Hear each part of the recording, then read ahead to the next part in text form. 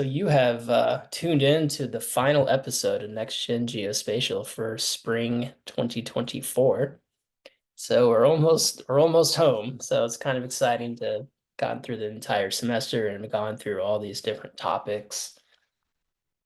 Man, okay, yeah. On the right here, all these things we went through. A lot of cloud native geospatial.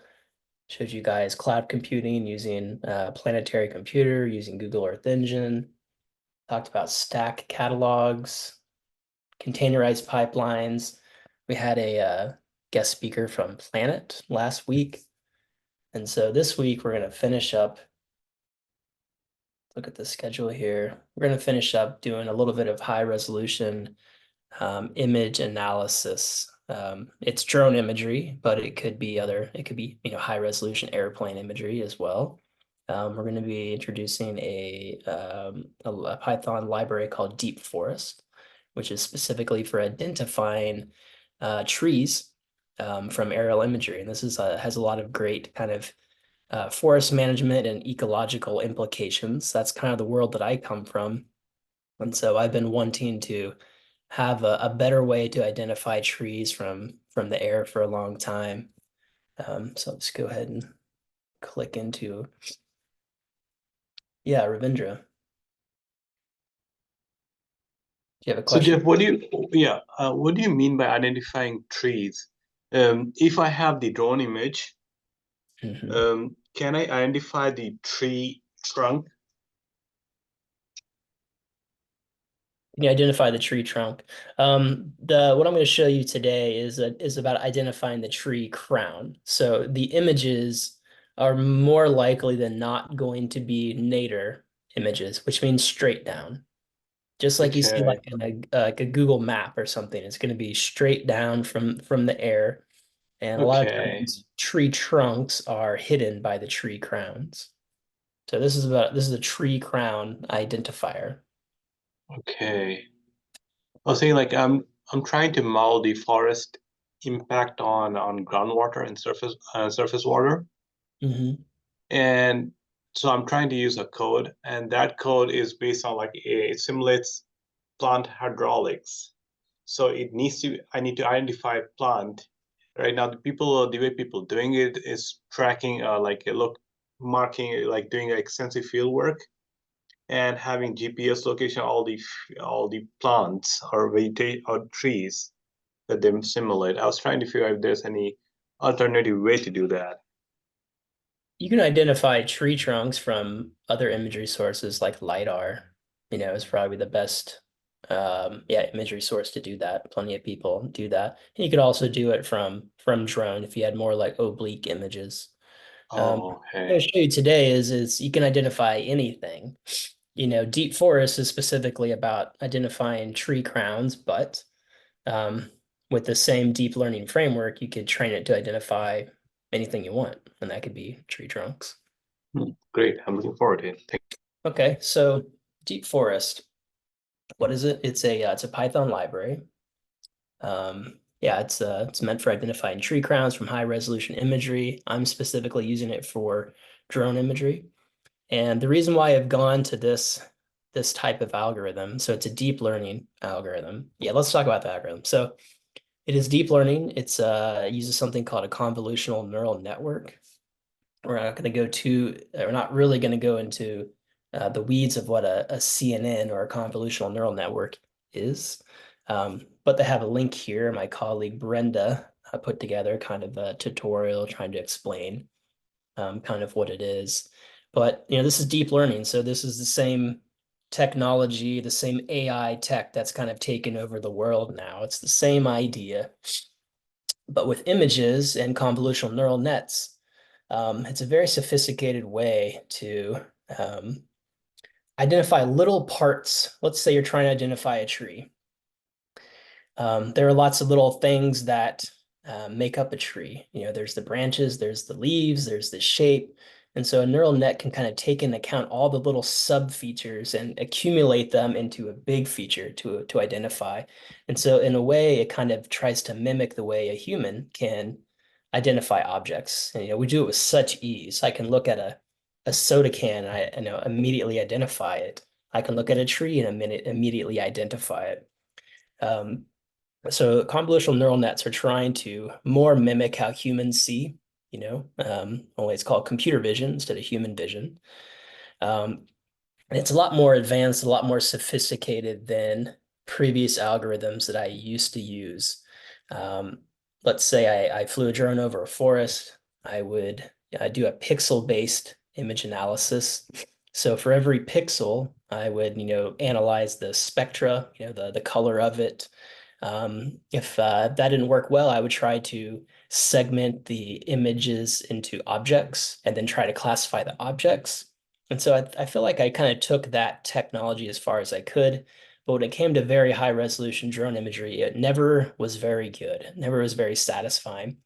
It seems like most of the remote, like classic remote sensing algorithms, um, were designed based on kind of coarser satellite imagery. And so the world has moved into very high resolution imagery from drone or, from other aircraft um, or anything, cars, we need different algorithms. And the deep learning ones seem to have much greater advantages composed to conventional satellite imagery algorithms. So DeepForest is based on it uses torch vision, which is part of the PyTorch um, tool. PyTorch was originally developed by Facebook, and then in I think 2015 or 16, they open sourced it. And it probably is the number one deep learning framework out there. Many, many people use it for um, all kinds of deep learning purposes, including computer vision and convolutional neural networks. And so DeepForest is it's a Python library that builds on top of PyTorch, and so it provides a pre-trained model. So the guys at the University of Florida who developed this already took several steps, and they're handing you a pre-trained model that's already able to identify lots of trees from the air. However, it might not work perfectly. So I've tried that on several of my own images. And yes, it does identify some trees, but it's not perfect. It might miss some trees that it should have identified, and then it also might identify things that are not trees. So it has false positives and false negatives when it comes to identifying trees. And so the great thing about DeepForest is it's a great starting point.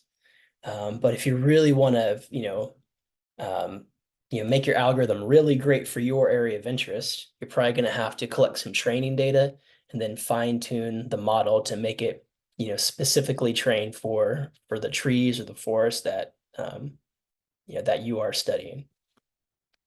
And so that's the workflow that I've been working on for the last couple weeks. So let's look at this image here as an example.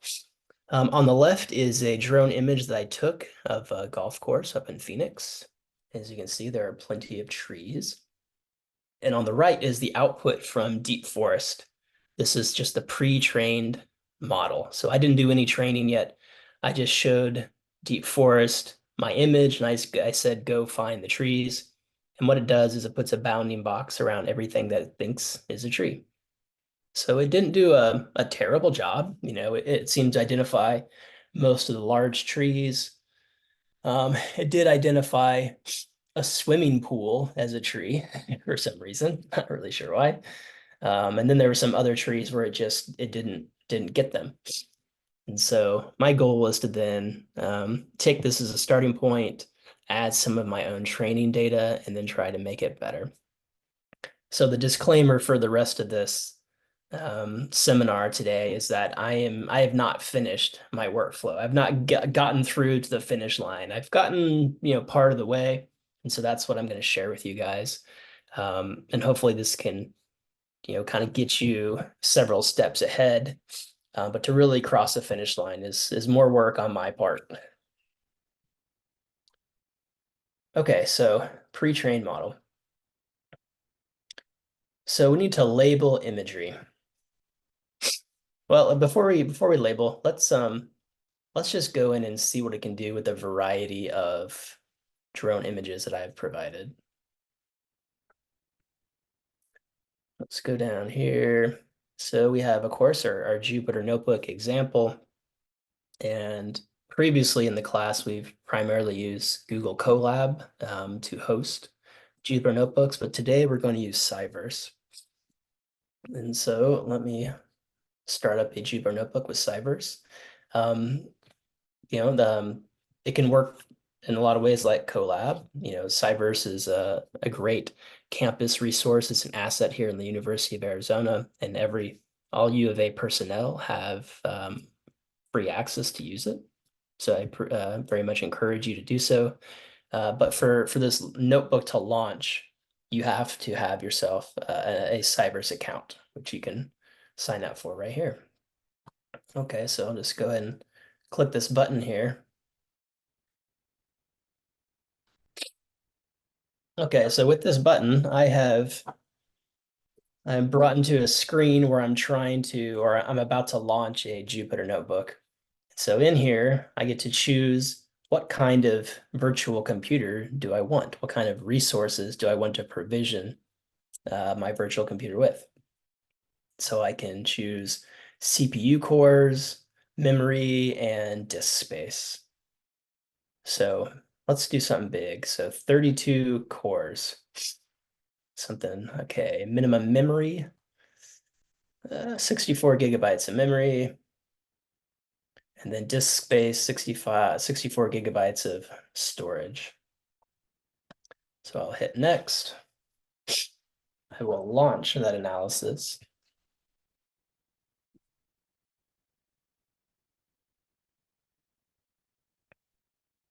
Okay, so I'm gonna go to my analysis here. It's gonna take a minute to start up, it looks like.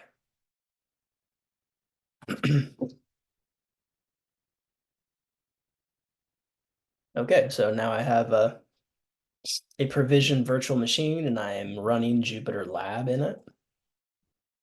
Okay, so to get to the actual notebook file, which is on GitHub, we have to go open from URL. And then I gotta actually get the URL, which is this thing here.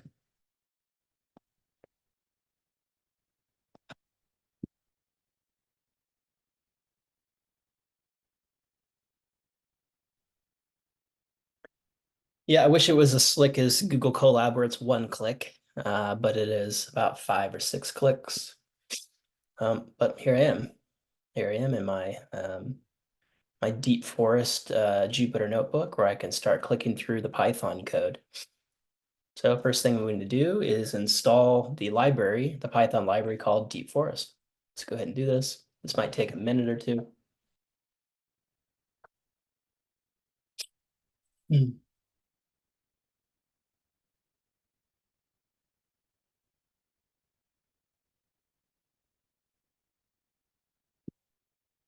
Let's see, what do we have in the chat? Okay, yeah, thank you, Carlos.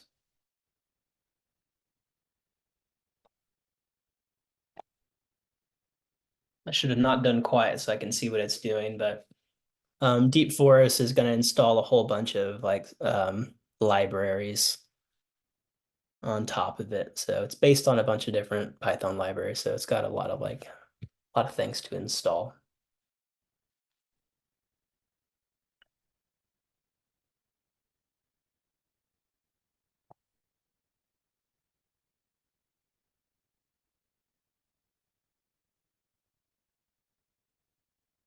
As we're waiting for a minute, does anyone here have any experience with drone imagery or high resolution aerial imagery?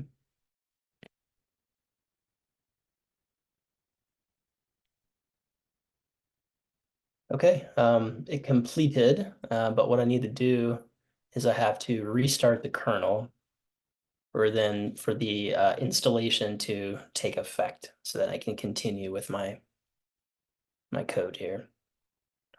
Okay, so we've installed the necessary packages. Now I'm going to import all of the kind of modules or submodules from DeepForest.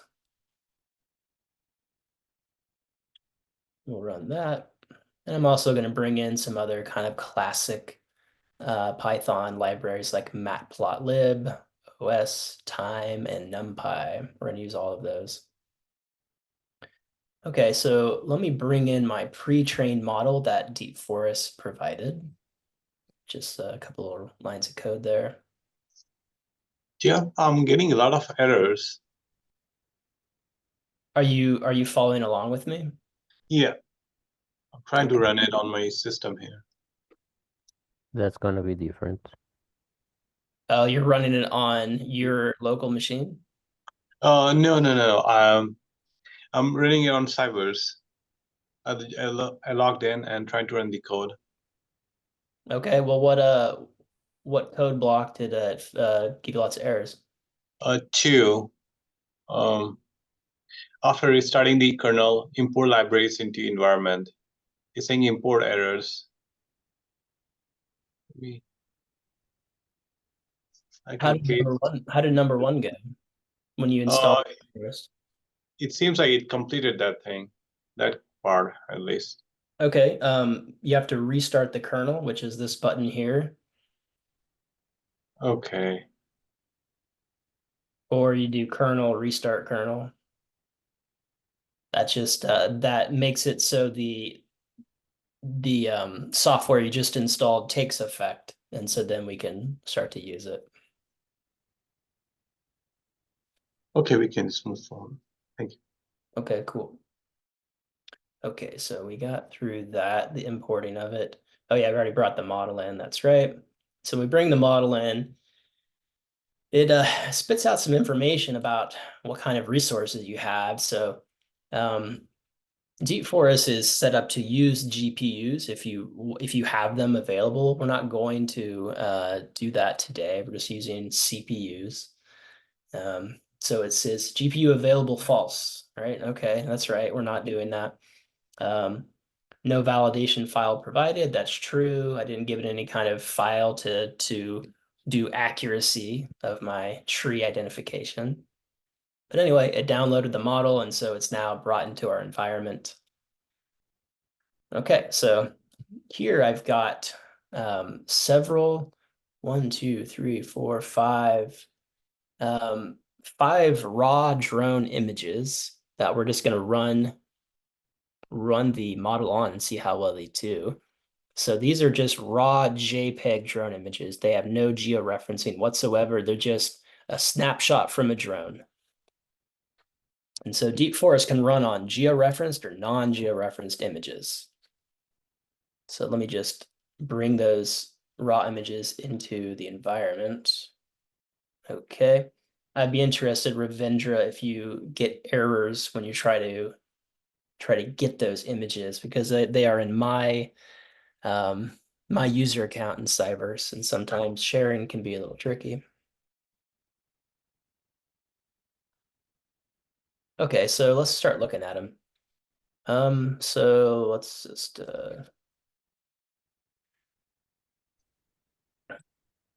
so this next code block is going to identify all the trees and put a bounding box around all the trees, okay? And it's going to output a table showing the image coordinates of all of these predicted trees. So we're going to do it for image path. That's just the first image we gave it. So let's do run. And so it's currently looking for trees and looks like it found, whoa, 38. 39. It found 39 trees apparently in this image. So let's see what it actually looks like. I'm just gonna plot it now. If I'm getting file not found error. Yeah, yeah, probably problems with the image, where the images are located. I made them available for sharing, but I don't quite understand when we use it in a Jupyter notebook what the sharing, what it requires. Um, yeah, we'd have to probably tackle that after this. Okay, thank you.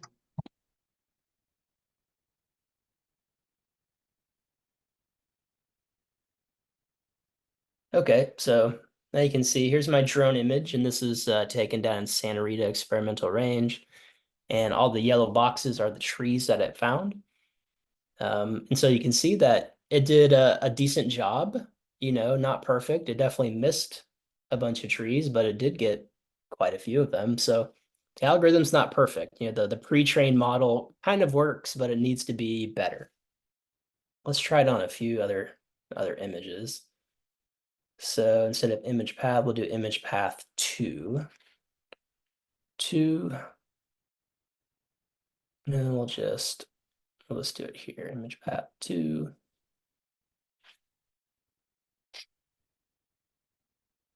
Oh, very thick. Let's change that thickness.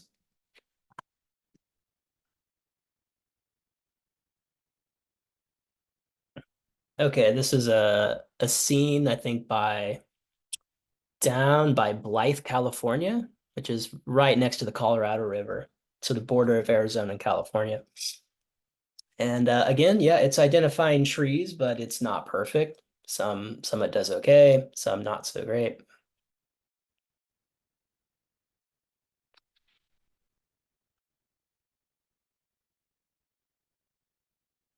Let's try another image. Oh yeah, here's the golf course. We already kind of saw that one. Let's try image 4. And this is a pecan orchard down in San Simon, Arizona, southeast part of the state. Yeah, not so great. Identified some, but it missed a whole lot of pecan trees. 5, we'll try that. Let's see how it did in image 5. This is a drone image up on Mount Lemmon at nearly the very top. It's right next to the ski lift, the ski hill that's up there at the top of Mount Lemmon. And so these are all conifer trees like pines and firs. And so identified some. So yeah, the pre-trained model, it works, but I'd really would like it to be better if I were going to do, kind of real work with it. All right, so that's just an example of it identifying trees within non-georeferenced images. So you can do the same thing on a georeferenced image, like an orthomosaic or some kind of imagery product. We're not going to do it today because it takes kind of a long time, because the imagery products that I have are like 800 gigabytes to 800 megabytes to 1 gigabyte. So they're fairly large, and they do take a little while to do the prediction on. So we will just skip that. And so improve model with training. So yeah, so if the pre-trained model does not identify all the trees, then we might want to improve it by providing some training data and fine-tuning the model. And you can do what is called labeling. That's like the manual procedure of looking at images and putting a bounding box around it and saying, this is a tree. So this is the training data that we feed a neural net model. So the neural net knows what a tree looks like.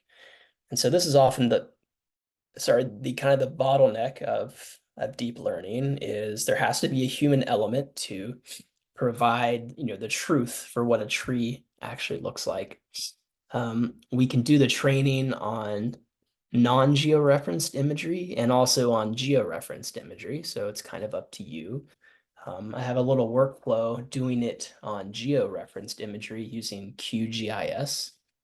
So I was going to break out QGIS and do that real quick. And so our thing about Cyverse is we have QGIS on it. So I'm going to launch a cloud version of QGIS here.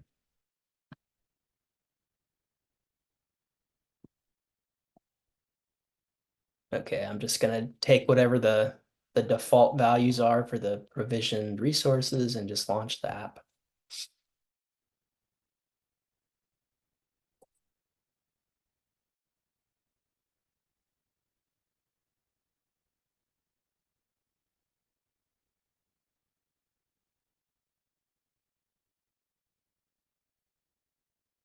We go to analysis. So yeah, it launches a desktop.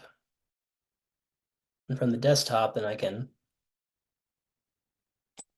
open a graphical version of QGIS.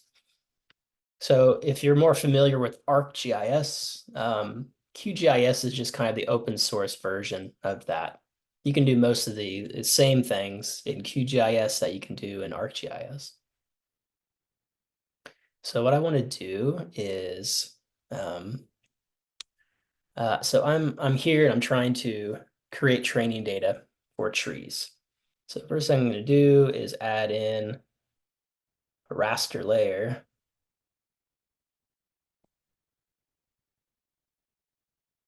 No, I want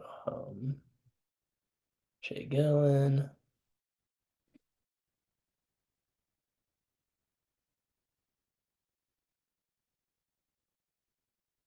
All right, so here's my drone orthomosaic. Yep, I'm gonna open that.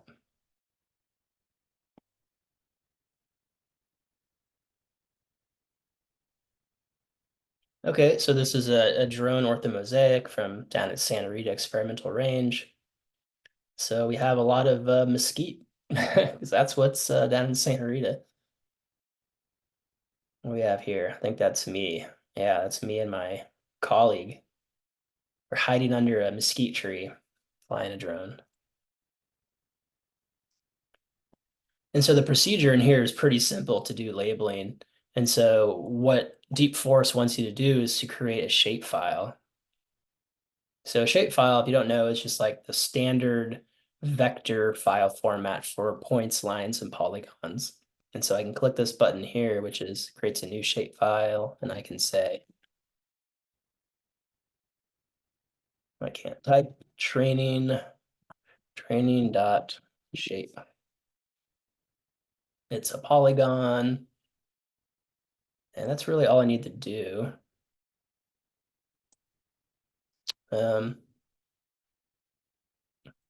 You can make sure that you put it somewhere that you want. So training data, yep. Okay, we're gonna call it training shape. We'll save it there.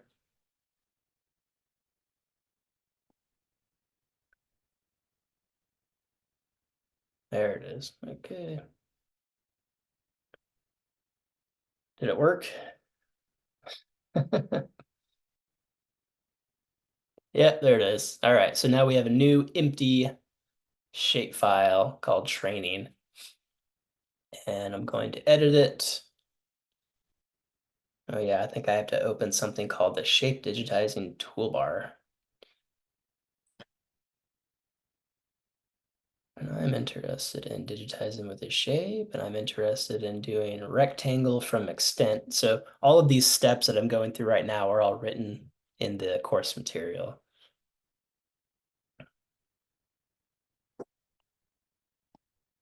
And so, yeah, this is the really fun process of manual labeling now. It's just to go through this. Oops, messed that one up. This is just to go through this. Messed that one up again. Okay, yeah, I gotta click it and then click it like that.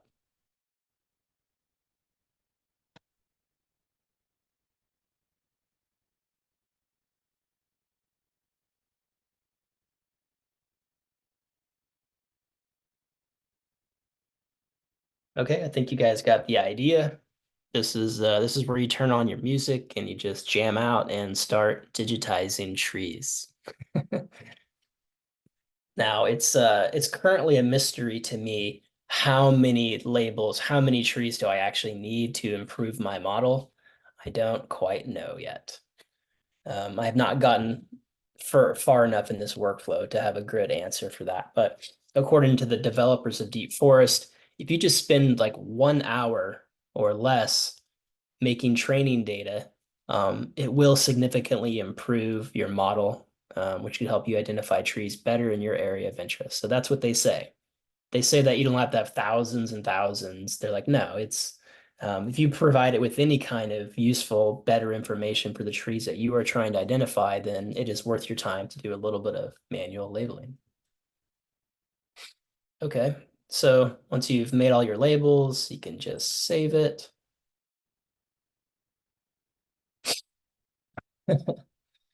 Error. I don't know why. Well, we'll just ignore that. It's okay.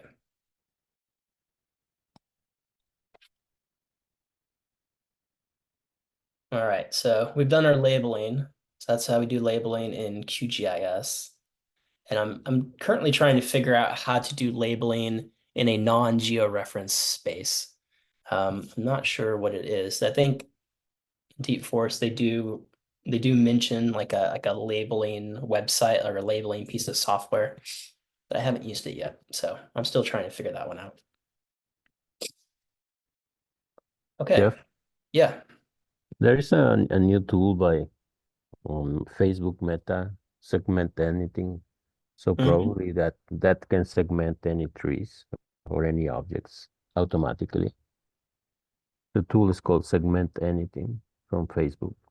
Yes, I'm familiar with it. I have not played around with it enough to know if you can use that as something for training because it's going to segment things like it's not going to put a box around it. It's going to, I believe, do semantic segmentation, right? Which puts like a really like tight polygon around the Yeah. tree or around anything.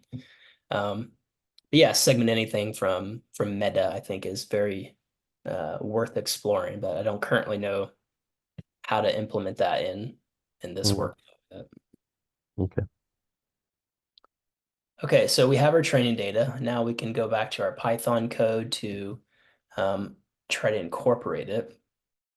So the first thing I need to do is bring that shape file, essentially bring that shape file into my Python environment, and I have to convert it into something called an annotation, which is a data frame. So I'm basically just taking the shape file and bringing it into my Python world. That's what I'm doing here.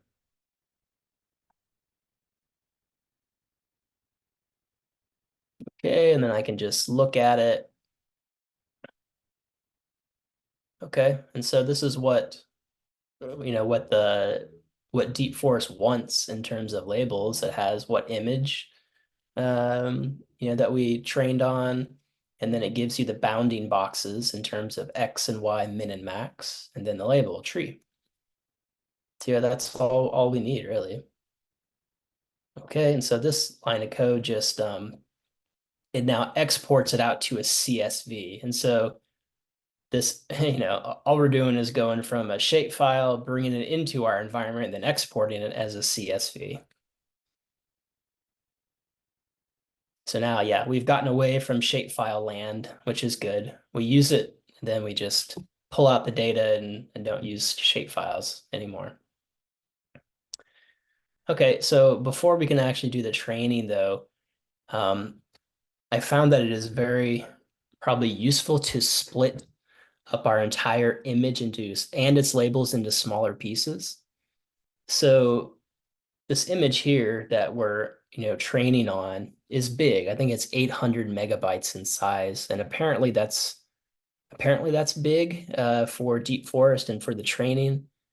Um, and so this code down here takes the entire image and then breaks it up into like individual smaller images, individual smaller squares, and then does the training like one square at a time. So apparently that is a way to get around this large memory issue when we used to have one giant gigabyte size image.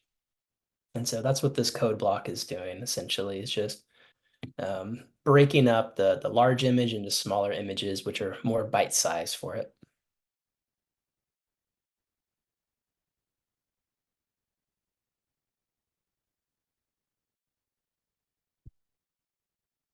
And once this finishes here, let's see.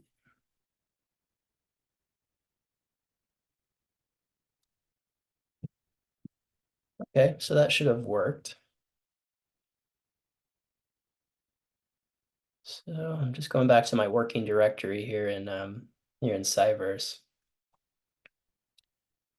what that block of code just did is it created a folder called train data folder. And within it, it broke up the larger file into smaller ones. But it only made smaller images, that actually had the training data. So there's no reason to use this gigabyte size image if the training only occurred in little bits of the image. And so this is just kind of like an efficiency. It's like, let's make little images, but only where we actually had those training boxes. So that's what's been done here.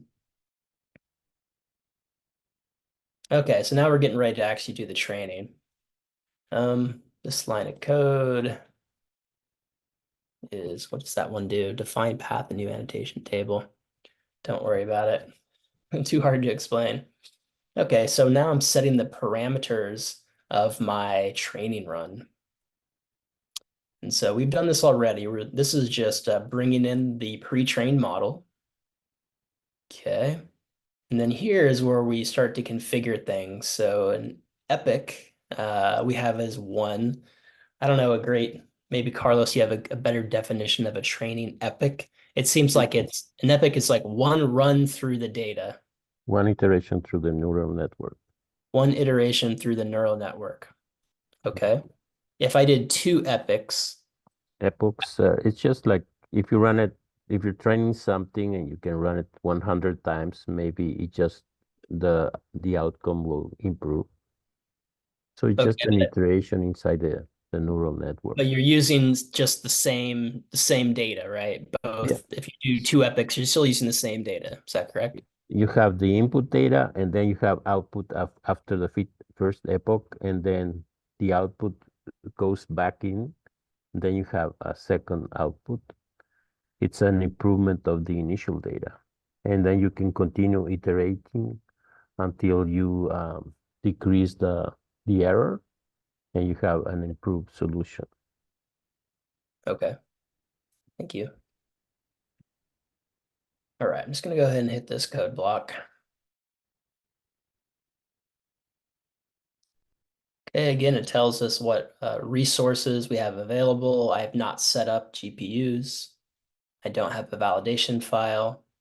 So to do this correctly, you actually provide it with a CSV that has like your testing data. So when you do your labeling and you identify all these trees, you can take part of that data as the training and part of it as the testing. And for today, I did not actually do that, but if you're going to do this for real, I would highly recommend it. And so you actually end up with a whole data set that was not used for training that then can validate or tell you how good did you do. Okay, and so we're about to come to the training, and this line here is saying I'm doing a fast development run, which is I'm not really running it. Basically, I'm just saying like make sure it works, but we're not actually going to do the training because that takes a little bit of time. Okay, and then here, to train the model, all it is basically 2 lines of code, or no, it's 1 line of code. It's this. These other things are just trying to tell me how much time it took. That's all. So it's 1 line of code, model.trainer.fit. And then I put in my pre-trained model.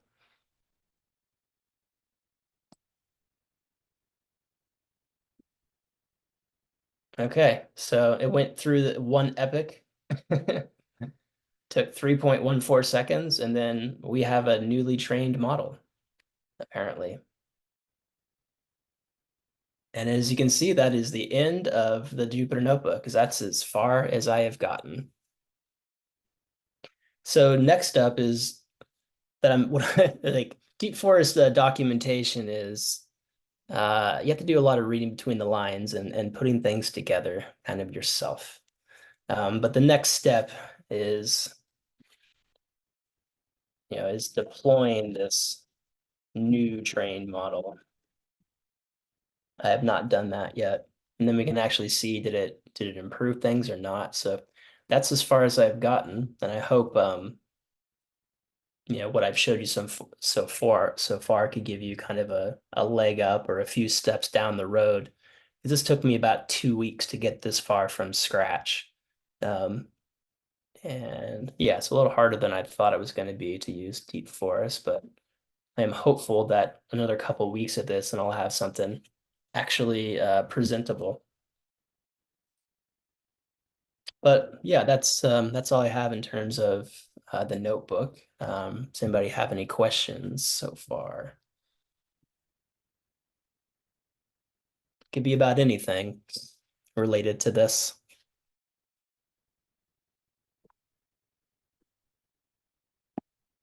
Ravindra, I'm sure you have something. I was not able to run this code on my machine here. I mean, from my account, so I plan to do that later and see. Okay, if you run it on your machine, chances are, yeah, you might have some challenge in installing it might be different, like which libraries you install might be a little bit different. You're just gonna have to play with it. You still do this pip install DeepForest. But it's always different when you launch it and try to install software on different systems.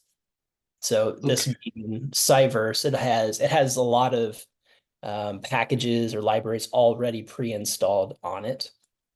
And so if you're doing it on your computer from scratch, there might be additional things to install. I'm not sure. Okay. Okay, thank you. Mm-hmm.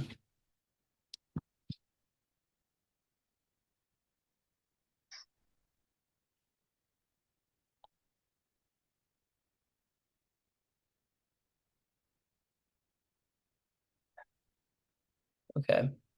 Well, yeah, that is pretty much all I had to show you guys. I know it's not typically up to my standard of quality, but this one was tough. The Python code was tough to make work, but yeah, I've been wanting to do this for about 2 years now, so this was a great excuse to kind of push forward with it. So yeah, any questions from anyone else? Fengwei, Ryan? This is the last presentation, is that right? Yeah, this is the last one I'm doing this semester, right? We'll start up again in September. Great. Thank you, Jeff. Yeah, you're welcome. Thank you, Jeff. Yeah, you're welcome. Anything else to add, Carlos? Have you done any convolutional neural netting on imagery before? No, but I was thinking about the problem of trying to guess what's the tree structure if you're trying to compute precipitation in a hydrological model, because the leaves will intercept some of the precipitation and that will run through the tree trunk into the soil. So you have to have like a mathematical model, and you can do it using LiDAR, not photogrammetry or any photos at all. But You could do it with photogrammetry, so it would depend on how dense your forest is. okay. If it's like this golf course here and it's not very dense, you can 3D model with point clouds the tree trunk, usually fairly well. Okay. Okay, that's good. Yep. Okay, yeah, so I'm gonna just keep working on this workflow here, and hopefully in a couple of weeks I've got something a little better that'll actually finish the job. Let's see, stop sharing. Okay, well then, thank you guys for attending, and What do I do with myself until September? say that again, Ryan. What do I do with myself until September? I mean, I can't be that entertaining. Is there anything exciting to look out for or check out? Training or events wise related to geospatial science or? I think Anything things on your radar? no, in terms of the summer, things kind of die, you know. Yeah, We're built around the semester and the clientele of the students and stuff. Yeah. And did ResBaz already end? no, past? that is the weekend of May. That's like May, what, 13, 14, 15, something like that. Okay, cool. Nice. Yep, Razbaz. Yep. That'll be in a couple weeks. Okay, cool. Well, thanks for the presentation and see you next semester. All right. Thanks, Ryan. Take care. Bye.